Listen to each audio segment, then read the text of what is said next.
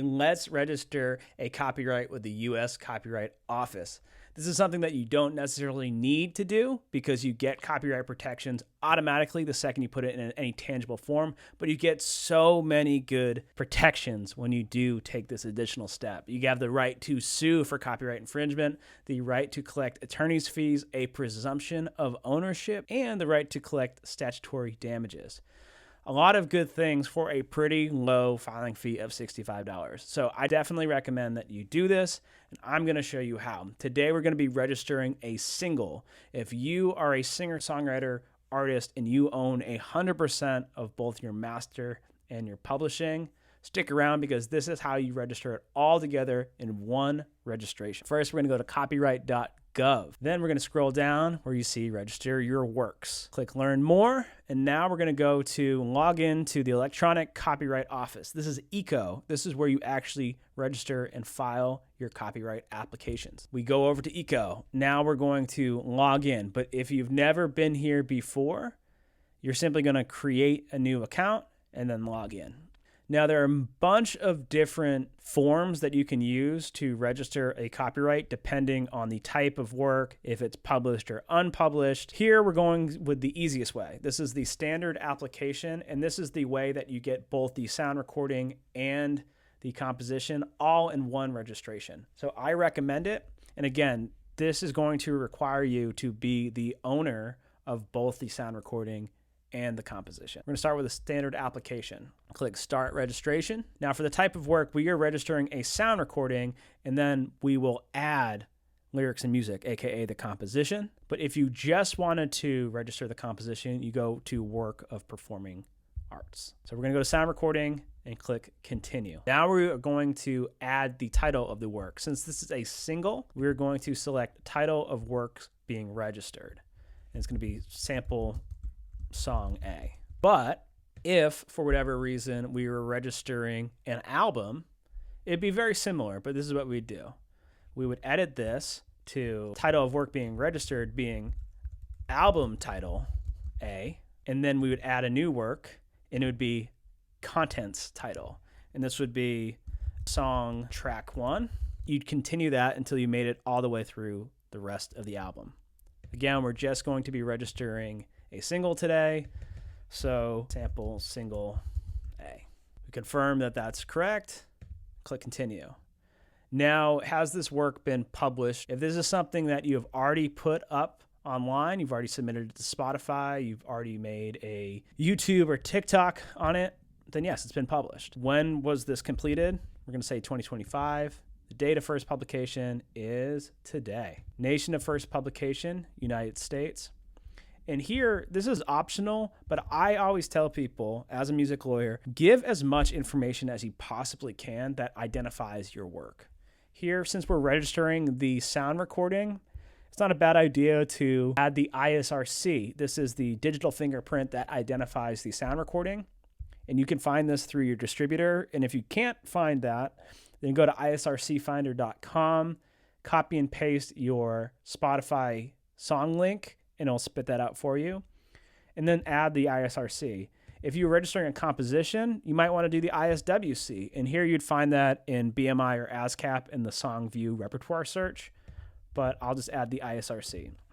Again, we want to make this stupid easy for people to connect your actual work to the registration. And this actually helps you get paid royalties as well. Now for authors, it's just going to be me. I own 100% of this work. I own both the sound recording and the composition. So I am myself, Ryan Schmidt, citizenship, United States. This is really important. This is where you get the protections of both the sound recording and the underlying composition in one registration. Otherwise, you would have to register the sound recording as one registration, the composition as one registration, and pay two $65 filing fees. I'm going to save you that money right now if you do this. But again, the author of the sound recording and the composition have to be exactly the same. So if I was the owner of the master 100%, but I was only a 50-50 of the composition, the authorship is not the same. But since I own 100% of both, then I can do this. So I click sound recording because I am the author of the sound recording, but I'm also going to add lyrics and music. See it right here. And now by simply adding that in the other, I have now registered for both the sound recording and the underlying composition. So that's me. I'm the author. Next is going to be claimants. This is going to be anybody that has the right to claim copyright and to exploit the copyrights. For me, again, I own 100% of this, but if I had signed a publishing deal or I signed a record deal, that could potentially allow them to list themselves as a claimant. For me, I'm going to add my name.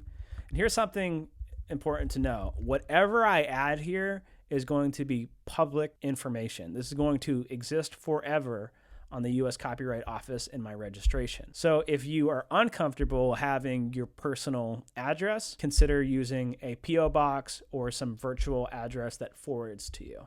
If you weren't the original author, but you got the rights from somebody else, you would add this. Maybe it was a contract that gave you the rights. Maybe you are the heir of the songwriter and they passed away and they gave it to you in their will or some other source. We're not worrying about that today. So we just leave that blank. So I'm Ryan Schmidt. I'm the claimant. But again, remember, this is going to be public. So make sure you're comfortable with that. Limitation of claim.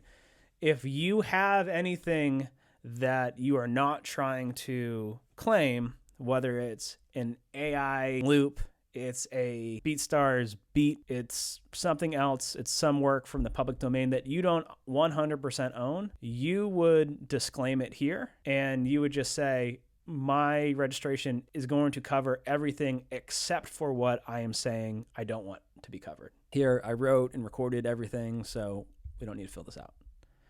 Rights and permission. This is really important. Think about it this way. If somebody ever wanted to license your music, say it's in film and television, or to buy your catalog or do something like that, they are going to find publicly available information, usually in the BMI ASCAP repertoire, and then sometimes here on the Copyright Office's registration of who to contact if they ever want to license this work. For that reason, I recommend that at minimum, you put your name and a good email address for you, but you can put as much information as you're reasonably comfortable adding to make sure that folks can contact you if they ever want to get the rights and permissions. Correspondent, this is the person that the U.S. Copyright Office will email or communicate with if there's ever any issue with this application. And it happens sometimes. Hey, I noticed that you made a typo on the date of first publication. Please correct it, something like that. But it's whoever you're comfortable with being the go-to person between you, your registration, and the U.S. Copyright Office. Now, this is important. Once your application is approved, you are going to get a nice fancy certificate in the mail that you have a federal U.S. copyright. This is where they're going to send that to. Make sure that this is where you want to receive the mail to get your certificate. Special handling. It's very to request special handling. This is expedited, and it usually isn't automatically granted. You have to show some really good basis for why you want to speed up the registration. But let me tell you this. Usually not required.